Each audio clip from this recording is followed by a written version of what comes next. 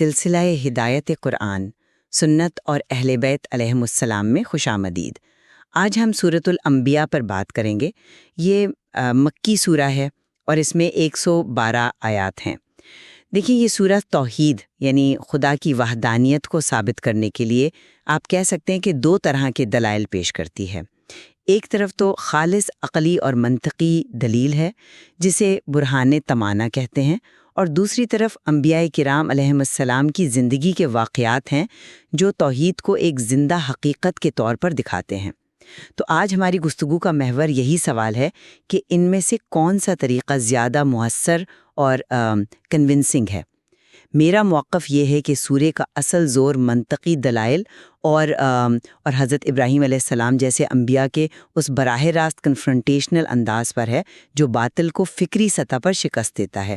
جی، اور میں سمجھتی ہوں کہ دیکھیں، منطقی دلائل اپنی جگہ اہم ہے، لیکن اس سورے کی جو اصل روح ہے اور انسانیت کے لیے اس کا سب سے گہرا پیغام وہ ان انبیاء کے قصوں میں چھپا ہے جنہوں نے مصائب میں صبر کیا، جیسے حضرت ایوب اور حضرت یونس علیہ السلام ہیں۔ میرے نزدیک یہ کہانیاں توحید کو ذہن سے اتار کر دل میں بساتی ہیں اور ہر دور کے انسان کو زندگی کے بحرانوں سے نمٹنے کا ایک عملی راستہ دکھاتی ہیں جو شاید خالص فلسفے سے ممکن نہیں۔ اچھا، تو آئیے اس گفتگو کا آغاز وہیں سے کرتے ہیں جہاں سے سورہ کرتی ہے، یعنی منکرین کے اعتراضات سے۔ ارشاد ہوتا ہے، ان کے دل لہویات میں مصروف ہوتے ہیں اور ظالم آپس کی سرگوشیاں چھپاتے ہیں کہ یہ شخص بھی تم جیسا بشر ہے، تو کیا تم لوگ دانستہ طور پر جادو کے چکر میں آتے ہو؟ بلکہ انہوں نے کہا، یہ پریشان خواب ہیں، بلکہ اس نے خود گھڑ لیا ہے، بلکہ یہ شاعر ہے۔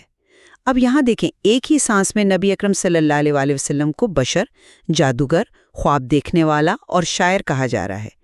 یہ تضادات، میرا مطلب ہے یہ تضادات ظاہر کرتے ہیں کہ جب انسان کے پاس دلیل ختم ہو جاتی ہے تو وہ فکری طور پر دیوالیاں ہو کر بے ربط باتیں کرنے لگتا ہے۔ میں اس نقطے کو ایک مختلف زاویے سے دیکھتی ہوں۔ کیا یہ ضروری ہے کہ یہ کسی ایک گروہ کا منظم فکری دیوالیاپن ہو؟ یہ بھی تو ممکن ہے کہ قرآن یہاں اس معاشرے کی ایک حقیقی تصویر کشی کر رہا ہو، جہاں ایک نئی اور انقلابی دعوت پر لوگوں کا رد عمل افراتفری پر مبنی تھا۔ مطلب ہو سکتا ہے کچھ عام لوگ اسے شاعری سمجھ رہے ہوں، کچھ اسے جادو کہہ رہے ہوں، اور کچھ اسے محض انسانی کلام۔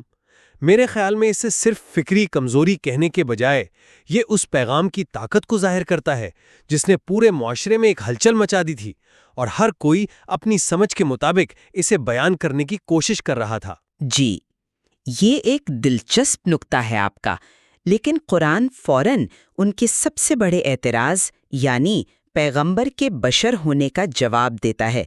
ارشاد ہوتا ہے، اگر تم نہیں جانتے تو جاننے والوں یعنی اہل ذکر سے پوچھ لو۔ یہ ایک آفاقی اصول ہے کہ علم کے لیے ماہرین کی طرف رجوع کیا جائے۔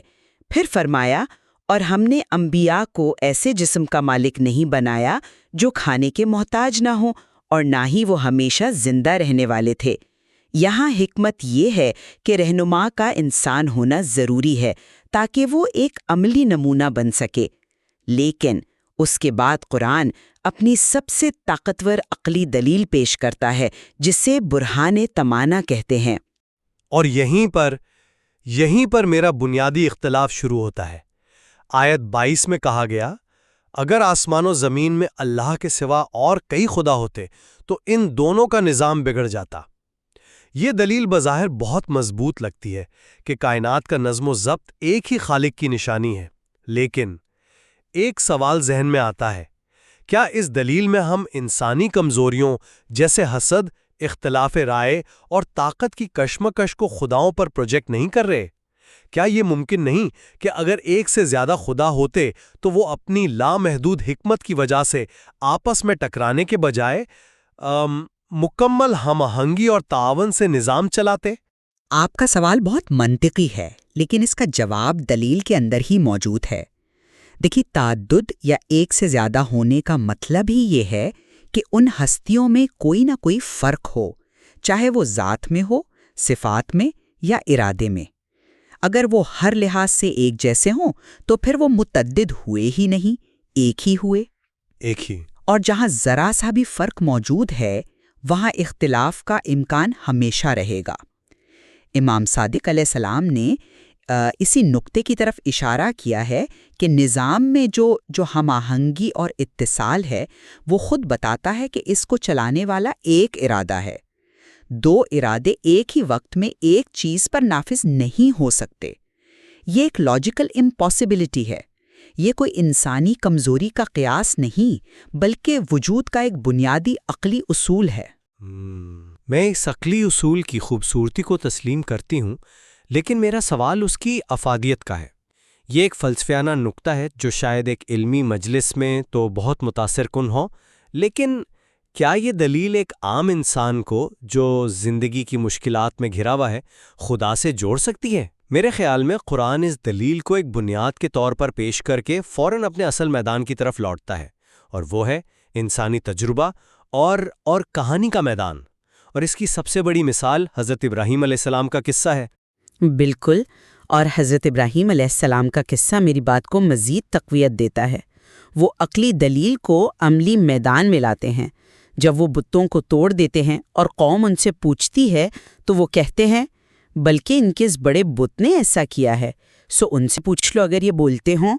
اب یہ بظاہر ایک غلط بیانی لگتی ہے، لیکن یہ جھوٹ نہیں تھا، یہ ایک ذہین ترین ریٹوریکل اسٹریٹجی تھی۔ انہوں نے قوم کے اپنے ہی عقیدے کو ان کے خلاف استعمال کر کے ان کی عقل کو جھنجھوڑا۔ یہ ایک براہ راست بے خوف اور فکری طور پر چیلنج کرنے والا انداز ہے جو اندھی تقلید کی بنیادوں تو ہلا دیتا ہے۔ یہ توحید کا ایک زندہ اور متحرک ثبوت ہے۔ مجھے اس بات سے اتفاق ہے کہ حضرت ابراہیم علیہ السلام کا طریقہ بہت طاقتور تھا، لیکن یہ کانفرنٹیشن کا طریقہ ہے، یہ نظام کو چیلنج کرنے کا طریقہ ہے۔ لیکن زندگی میں ہر مسئلہ ایک بت نہیں ہوتا جسے توڑا جا سکے۔ زیادہ تر مسائل ایسے ہوتے ہیں جنہیں برداشت کرنا پڑتا ہے، جن کے ساتھ صبر کرنا پڑتا ہے۔ اسی لیے میں سمجھتی ہوں کہ سورہ کا اصل پیغام حضرت ایوب علیہ السلام کی کہانی میں ہے۔ جب وہ شدید بیماریوں میں مبتلا ہو کر دعا کرتے ہیں، مجھے تکلیف پہنچی ہے اور تو سب سے بڑھ کر رحم کرنے والا ہے، وہ شکایت نہیں کرتے، وہ صرف اپنی حالت بیان کر کے اللہ کی صفت رحمت کا واسطہ دیتے ہیں۔ یہ صبر کی انتہا ہے، اور یہ ہر اس انسان کے لیے نمونہ ہے جو کسی لا علاج بیماری یا تکلیف میں مبتلا ہے۔ لیکن حضرت ابراہیم علیہ السلام کا عمل صرف بت توڑنا نہیں تھا، بلکہ اس کے نتیجے میں آگ میں ڈالے جانے کے لیے تیار رہنا تھا۔ اللہ کا آگ کو حکم دینا کہ اے آگ ٹھنڈی ہو جا اور ابراہیم کے لیے سلامتی بن جا، یہ توحید پر توکل کا وہ عملی نتیجہ ہے جو کسی بھی منطقی دلیل سے زیادہ طاقتور ہے۔ یہ واقعہ، جسے سبب سوزی کہتے ہیں، یعنی فطرت کے قانونوں کو معطل کر دینا، یہ بتاتا ہے کہ اللہ اسباب کا محتاج نہیں ہے۔ یہ ایک انقلابی عقیدہ ہے۔ آپ کی بات درست ہے، مگر وہ ایک معجزہ تھا جو ایک نبی کے لیے ہوا۔ عام انسان وہ روزمرہ زندگی میں معجزوں کا انتظار نہیں کرتا، وہ رہنمائی چاہتا ہے، اور وہ رہنمائی اس سے حضرت یونس علیہ السلام کی کہانی میں ملتی ہے۔ جب وہ اپنی قوم سے مایوس ہو کر چلے جاتے ہیں تو یہ ایک انسانی رد عمل ہے۔ پھر مچھلی کے پیٹ کی تاریکی میں وہ اپنی غلطی کا اعتراف کرتے ہیں، لا الہ الا انتا سبحانک انی کنت من الظالمین۔ یہ دعا ہر اس شخص کے لیے ہے جو اپنی غلطی، جلد بازی یا مایوسی کی وجہ سے کسی مصیبت میں پھل گیا ہو۔ یہ توحید کا وہ پہلو ہے جو انسان کو اپنی کمزوری کے اعتراف کے ذریعے اللہ سے جوڑتا ہے، نہ کہ کسی فلسفیانہ دلیل کے ذریعے۔ یہ کہانیاں دراصل مختلف بحرانوں کے لیے ایک ریزیلینس ٹول کٹ فراہم کرتی ہیں۔ میں ان کہانیوں کی اہمیت سے انکار نہیں کر رہا، لیکن یہ تمام کہانیاں، چاہے وہ حضرت ایوب کا صبر ہو یا حضرت یونس کی توبہ، ایک ہی نتیجے پر پہنچتی ہیں جس کی بنیاد حضرت ابراہیم نے رکھی تھی، یعنی صرف اور صرف ایک خدا پر بھروسہ۔ سورہ ان تمام قصوں کو بیان کرنے کے بعد ایک حتمی اصول بیان کرتی ہے: یہ تمہاری امت ایک ہی امت ہے اور میں تمہارا پروردگار ہوں، پس میری ہی عبادت کرو۔ یہ آیت تمام انبیاء کے مختلف طریقوں کو ایک ہی مقصد یعنی توحید میں جوڑ دیتی ہے، اور اس سلسلے کی تکمیل نبی اکرم صلی اللہ علیہ وآلہ وسلم کی ذات میں ہوتی ہے، جنہیں رحمت للعالمین یعنی تمام جہانوں کے لیے رحمت بنا کر بھیجا گیا۔ یہ رحمت صرف صبر اور دعا کی تعلیم میں نہیں بلکہ اس واضح اور روشن شریعت میں بھی ہے جو عقلی دلائل اور عملی مثالوں دونوں پر قائم ہے۔ اور میرا نقطہ یہی ہے کہ وہ رحمت سب سے زیادہ ان انسانی کہانیوں میں جھلکتی ہے۔ جب ہم حضرت زکریہ کو بڑھاپے میں اولاد کے لیے دعا کرتے ہوئے دیکھتے ہیں یا حضرت ایوب کو صبر کرتے ہوئے، تو ہم ان میں اپنی زندگی کا عکس دیکھتے ہیں۔ برہان تمانا شاید ہمارے ذہنوں کو قائل کر لے، لیکن مچھلی کے پیٹ میں حضرت یونس کی دعا ہمارے دلوں کو پگھلا دیتی ہے۔ سورۃ الانبیاء کا کمال یہ ہے کہ اس نے فلسفے اور کہانی دونوں کو بیان کیا ہے، لیکن میرے نزدیک اس کا لازوال پیغام یہ ہے کہ جب منطق خاموش ہو جاتی ہے اور انسان خود کو تنہا اور بے بس محسوس کرتا ہے، تب انبیاء کی یہ کہانیاں اسے صبر، امید اور اللہ کی رحمت پر یقین کا راستہ دکھاتی ہیں۔ آخر میں شاید ہم اس بات پر متفق ہو سکتے ہیں کہ سورۃ الانبیاء توحید کے پیغام کو ایک کثیر جہتی آئینے کی طرح پیش کرتی ہے۔ اس میں منطقی ذہن کے لیے بھی روشنی ہے اور ٹوٹے ہوئے دل کے لیے بھی تسلی۔ میرا اب بھی یہی ماننا ہے کہ عقلی بنیاد کے بغیر جذباتی تعلق کمزور رہ سکتا ہے، لیکن آپ کی بات میں بھی وزن ہے کہ انسانی تجربے اور کہانی کے بغیر عقیدہ خشک اور بے روح ہو جاتا ہے۔ عقیدے کے طور پر نہ دیکھیں بلکہ ایک زندہ تجربے کے طور پر محسوس کریں، کبھی ابراہیم کی طرح باطل سے ٹکرا کر اور کبھی ایوب اور یونس کی طرح اپنے اندر کی آزمائشوں میں صبر اور دعا کے ذریعے۔ اور شاید یہی سورہ کا سب سے بڑا پیغام ہے۔